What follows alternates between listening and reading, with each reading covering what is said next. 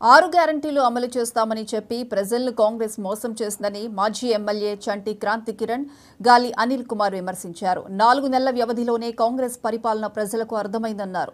మహిళలకు ఆర్టీసీ ఉచిత ప్రయాణం అమలు చేసి బస్సుల సంఖ్యను పూర్తిగా తగ్గించారని ఆరోపించారు. ఈ ప్రభుత్వంలో రైతులు కన్నీరు పెడుతున్నారని మండిపడ్డారు.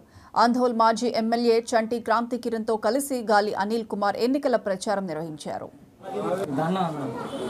తెలంగాణ ముఖ్యమంత్రి పెద్దలు గౌరవనీయులు మరి నన్ను హైదరాబాద్ అందరూ కూడా నన్ను ఆశీర్వదిస్తారని చెప్పి కోరుతూ మరి ప్రచారంలో భాగంగా జోగుపేట పట్టణంలో మరి ప్రచారం మరి కార్యక్రమంలో పెద్దలు గౌరవనీయులు మాజీ శాసనసభ్యులు క్రాంతి కిరణ్ గారు, అట్లాగే జయపాలరెడ్డి గారు, మరి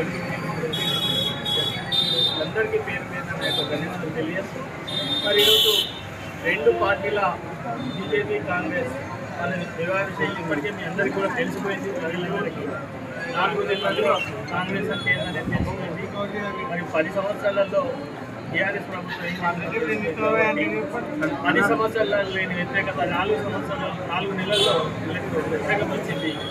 మరి ఇచ్చిన దొంగ హామీలన్నీ నెరవేర్చకుండా ఈరోజు ఇంకా ప్రజలలో ఏం ముఖం పెట్టడం